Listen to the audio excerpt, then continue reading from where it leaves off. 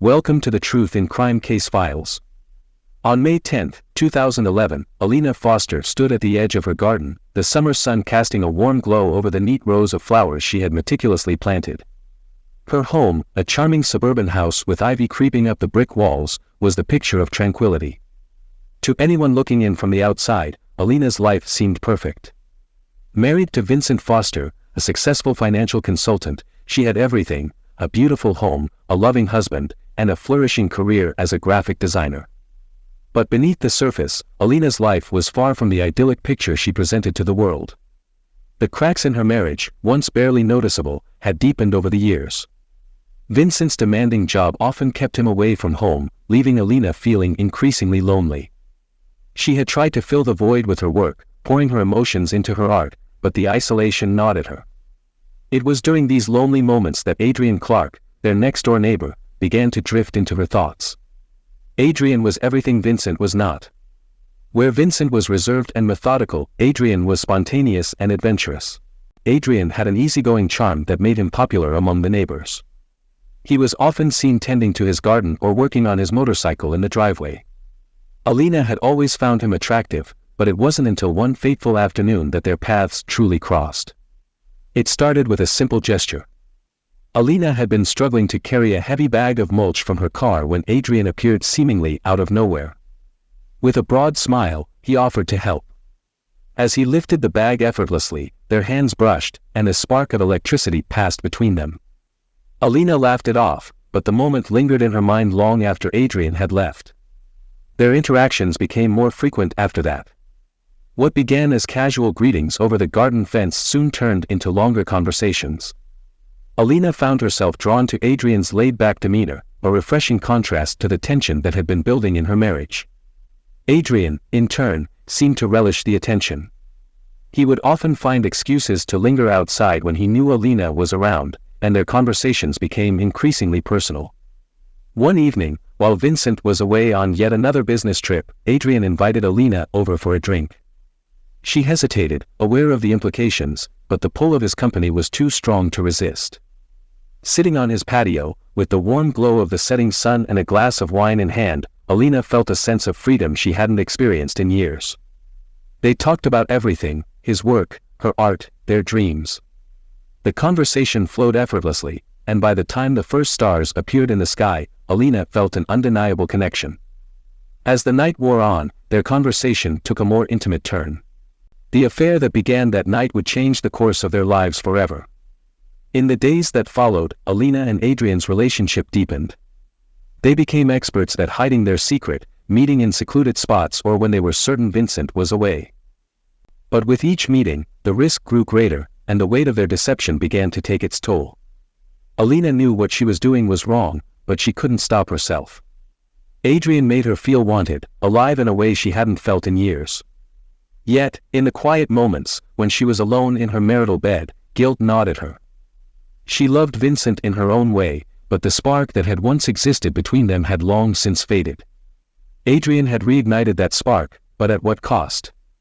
Little did Alina know that the affair she had embarked upon would soon unravel into a deadly game of secrets and lies, one that would end in tragedy and tear apart the lives of everyone involved. As she stood at the edge of her garden, watching the sun dip below the horizon, Alina could never have imagined that this was the calm before the storm, a storm that would soon consume her entire world. The morning sun filtered through the blinds, casting long shadows across the living room floor. Vincent Foster stepped inside, exhausted from the long drive home after his business trip. The house was eerily quiet, unusual for this time of day when Alina would typically be in the kitchen, preparing breakfast or tending to her plants. He called out her name, his voice echoing through the empty rooms, but there was no response. As he moved further into the house, a sense of unease began to settle in his stomach. Something was off. The first sign of trouble was the overturned vase near the front door, its shattered pieces scattered across the hardwood floor. Vincent's heart began to race as he noticed more signs of disarray. The coffee table was knocked over, cushions were strewn about, and one of the picture frames lay broken on the floor. It looked like there had been a struggle. "Alina," he called out again, his voice tinged with rising panic. Still, no answer. He rushed through the house, finally reaching the living room. That's when he saw her. Alina's body lay crumpled on the floor, half obscured by the overturned couch. Vincent froze, the sight of her sending a jolt of terror through him. For a moment, he couldn't move, his mind struggling to process what he was seeing. Her once vibrant hair was matted with blood, and her clothes were torn, the fabric of her blouse ripped from her shoulder, exposing bruised skin. Her face was pale, her eyes staring lifelessly at the ceiling. Vincent dropped to his knees beside her, his hands trembling as he reached out to touch her. The warmth had already begun to leave her body, and as his fingers brushed against her bloodied skin, a sob tore from his throat. There was so much blood. It pooled beneath her, staining the rug a deep crimson, and the metallic scent of it filled the air. Vincent's mind raced, trying to make sense of what had happened. His wife, his Alina, was dead. The reality of it was too much to bear. Frantically, he reached for his phone, his hands shaking so badly that he almost dropped it. With trembling fingers, he dialed 911, his voice barely coherent as he tried to explain what he had found. "Please, you have to come quickly. My wife, she's been killed." As he waited for the authorities, Vincent looked around the room, desperate for any clue as to what had happened. The living room, once the heart of their home, now looked like a war zone. The furniture was in disarray, and there were dark stains on the walls where blood had spattered during the attack. His gaze fell on the broken picture frame lying nearby. It was one of their wedding photos, the glass cracked, and Alina's smile forever frozen in time. The stark contrast between that image and the gruesome reality in front of him was almost too much to bear. Vincent's mind raced with questions. Who could have done this? Why would anyone want to hurt Alina? She was kind, gentle, beloved by everyone who knew her. This didn't make any sense. He racked his brain, trying to think of any reason someone might have had to harm her, but he came up blank. All he could think about was the argument they'd had before he left for his trip, the way they had parted on tense terms. The guilt of that memory gnawed at him, twisting the knife of grief even deeper. Minutes felt like hours as Vincent sat there, holding Alina's cold hand, praying for it all to be a nightmare from which he could wake up. But the nightmare was real, and it was only beginning. The sound of sirens approaching snapped him out of his daze. He forced himself to his feet, stumbling towards the front door to let the police and paramedics in. The next few moments passed in a blur. Uniformed officers flooded the house, quickly assessing the scene. Paramedics rushed to Alina, but it was clear there was nothing they could do. She was gone. Detective Iris Marshall arrived shortly after, her sharp eyes taking in every detail of the crime scene. She approached Vincent, her voice calm but firm as she began to ask him questions. Vincent struggled to answer, his mind still reeling from the shock, but he managed to recount the events of the morning as best as he could. As the investigators began their work, Vincent was led outside, where he collapsed onto the front steps, staring blankly at the driveway. The sun, which had seemed so bright and warm when he first arrived, now felt harsh and unrelenting. Inside the house, the detectives carefully examined every inch of the living room, documenting the scene. They noted the signs of a struggle, the blood spatter on the walls, and the torn fabric of Alina's clothes. The broken picture frame was bagged as evidence, along with the bloodied shards of glass from the vase. But the most chilling discovery was the knife, wiped clean and discarded in the kitchen sink. The handle still had faint traces of blood, and its placement suggested that the killer had taken the time to attempt to cover their tracks before fleeing. As the investigation began in earnest, Vincent was left to grapple with the devastating reality that his life, once so full of promise, had been shattered in a single, brutal moment. Detective Iris Marshall stood in the middle of the crime scene, her keen eyes scanning the room for any overlooked details. The living room, once a place of comfort, now held the echoes of a violent struggle. Every piece of evidence, every bloodstain, told a part of the story she needed to piece together. The torn blouse, the bloodied knife, and the shattered glass all pointed to one undeniable fact: this was a crime of passion. Iris was no stranger to such scenes. With over 15 years on the force, she had seen the dark side of human nature more times than she cared to remember. But something about this case felt different. The brutal nature of the attack suggested deep-seated rage, yet the methodical attempt to clean the knife indicated a calculated mind. The juxtaposition intrigued her. Her first task was to get a clearer picture of Alina's life. She began by interviewing Vincent Foster. The man was visibly shaken, his eyes hollow and red-rimmed from tears. As he sat across from her in the quiet confines of the police station, his grief was palpable. "Mr. Foster, I know this is difficult, but I need you to walk me through everything," Iris began, her voice steady and calm. "When was the last time you saw your wife?" Vincent took a shaky breath. "It was 3 days ago, before I left for my business trip. We had an argument. It wasn't anything serious, just the usual stuff. She wanted me to spend more time at home, and I told her I was doing this for us, for our future." "And did she seem upset when you left?" Iris pressed gently. He nodded, his gaze dropping to the floor. "Yeah, she did. But I thought she'd be fine by the time I got back. I never imagined. God, I never imagined this." Iris made a mental note of his words. A marital argument, the husband away on a trip, it was a classic setup. But Vincent's alibi checked out. She had already confirmed his whereabouts with his colleagues. Unless he had an accomplice, it seemed unlikely that he was directly involved. Next, Iris turned her attention to the neighbors. The houses in the area were close enough that someone might have seen or heard something. She started with Adrian Clarke, the next-door neighbor. Adrian welcomed her into his home with a strained smile. He was in his mid-30s, with a casual charm that contrasted sharply with the tension in his voice as he spoke about the Fosters.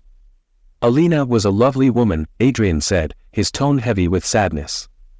"I can't believe this happened. We'd often chat over the fence, just small talk, you know.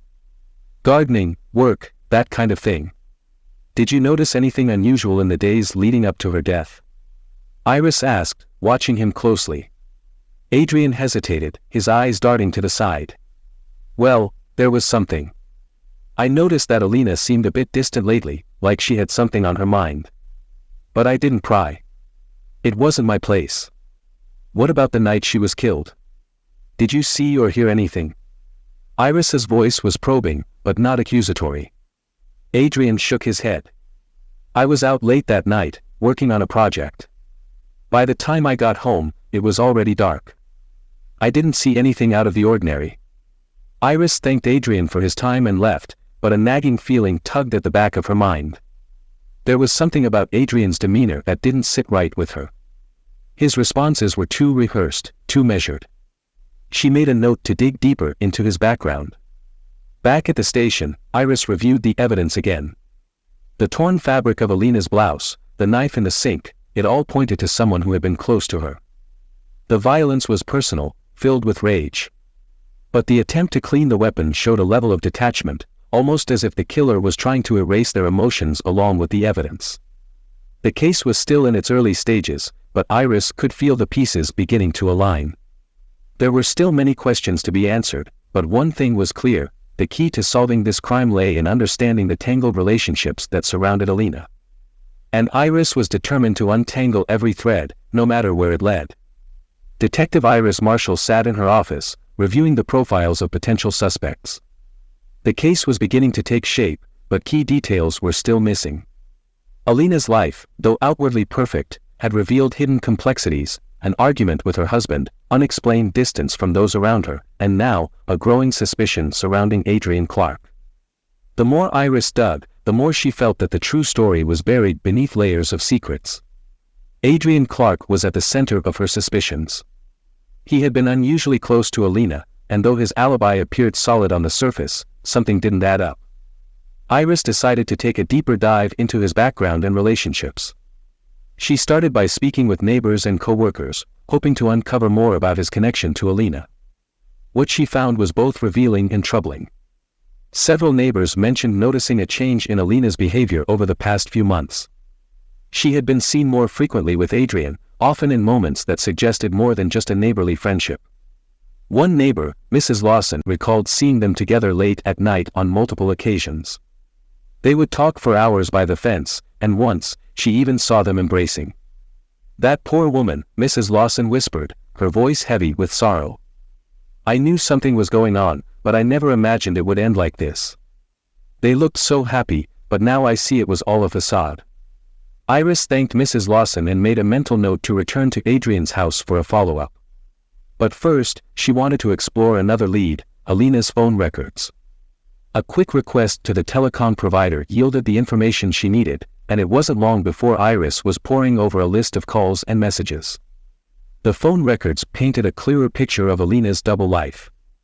Frequent calls to Adrian, often late at night or during hours when Vincent was away, confirmed the affair that had been suspected. There were also a series of text messages that were particularly damning, messages that showed the growing intensity of their relationship, and hints that Alina was considering leaving Vincent for Adrian. One message stood out to Iris. "I can't keep doing this. It's tearing me apart. But I don't know how to end it without hurting everyone." This message, sent the night before Alina's death, suggested she had been conflicted about her affair. But was Adrian as torn as she was, or had he pushed her towards a decision she wasn't ready to make? The next step was to bring Adrian in for questioning. Iris knew she had to handle this delicately. There was no concrete evidence yet, only a growing suspicion. But as she sat across from Adrian in the interrogation room, she could sense his discomfort. "Adrian, we've been looking into your relationship with Alina," Iris began, her tone measured. "It's clear you two were close, closer than just neighbors." Adrian's expression tightened, but he didn't deny it. "We were friends, yes. But it wasn't what you think. Is that so?" Iris leaned forward slightly. "Because the phone records tell a different story. You and Alina were in constant contact, often at times when Vincent wasn't around. And the night before she died, she sent you a message about ending something. What was she talking about?" Adrian hesitated, his eyes flickering with something that looked like fear. We were having an affair," he finally admitted, his voice barely above a whisper. "But it wasn't serious. I mean, it was for her, but I." "So you were leading her on?" Iris interjected, her gaze sharp. "No. I mean, yes, maybe. But I never meant for it to go this far. Alina was unhappy in her marriage, and I was just..." He stopped, his voice faltering as he realized the gravity of his words. "You were just what, Adrian? Using her? Or were you trying to get her to leave Vincent for you?" Iris's questions were relentless, her tone pressing for the truth. Adrian ran a hand through his hair, visibly agitated. "It wasn't like that. I didn't want to hurt her, but I didn't want to leave her either. It was complicated. Complicated enough to kill her." Iris's question hung in the air, heavy with implication. Adrian's eyes widened, panic flashing across his face. "No. I didn't kill her. I swear, when I left her that night, she was alive. We argued, yes, but I walked away. She was fine when I left." Iris noted the shift in his tone, the defensiveness that suggested there was more to the story. "Why did you argue?" Adrian swallowed hard. "She wanted to end things, to come clean to Vincent. She said she couldn't keep living a lie. I tried to talk her out of it, told her we could figure something out, but she was adamant. I got angry, but I didn't hurt her. I couldn't. The pieces were starting to fall into place, but there were still gaps." Iris knew that Adrian wasn't telling her everything, and until she could fill in those gaps, she couldn't be certain of his innocence or guilt. As the interview concluded, Iris couldn't shake the feeling that she was close to the truth, but not quite there. Adrian's story had holes, and the more she probed, the more she realized that the truth behind Alina's death was buried beneath layers of deception, betrayal, and unspoken fears. The question now was not just who had killed Alina, but why, and how far they were willing to go to keep their secrets hidden. Detective Iris Marshall was back at her desk, piecing together the fragments of the case. The confession of the affair had solidified Adrian Clarke as the primary suspect, but something still felt off. Adrian's demeanor during the interrogation suggested he was hiding something, but whether it was guilt or fear, Iris couldn't be sure. She needed more evidence, something definitive that could confirm or refute Adrian's story. Reviewing the timeline, Iris realized that there was one avenue she hadn't fully explored: the security cameras in the neighborhood.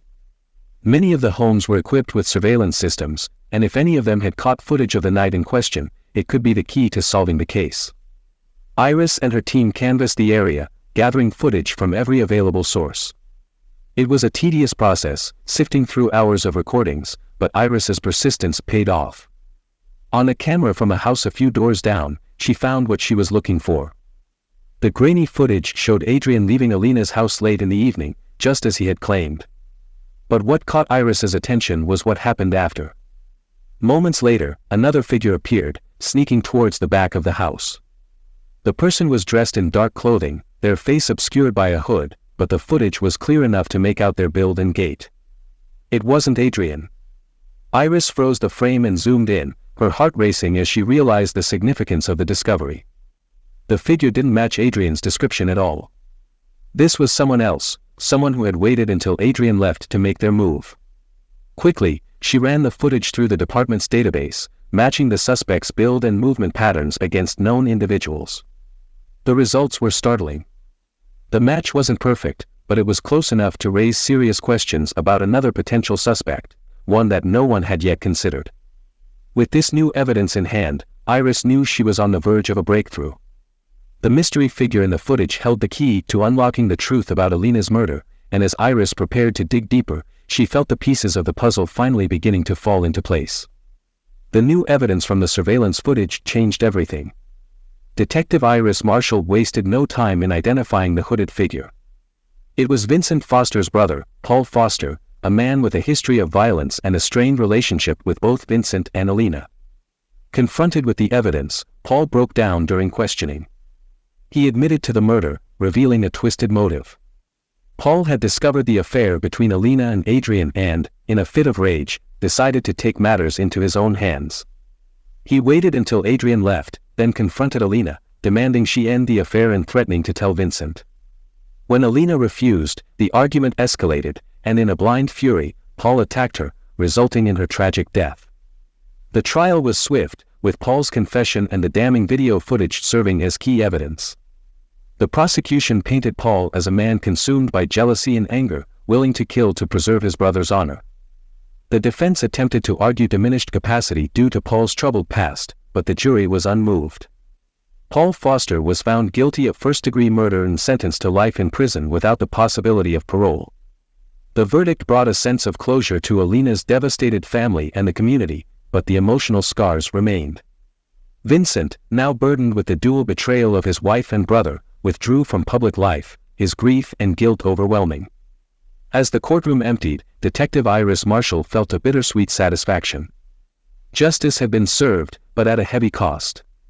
The tangled web of lies and betrayal had unraveled, leaving behind a tragic story of love, anger, and loss.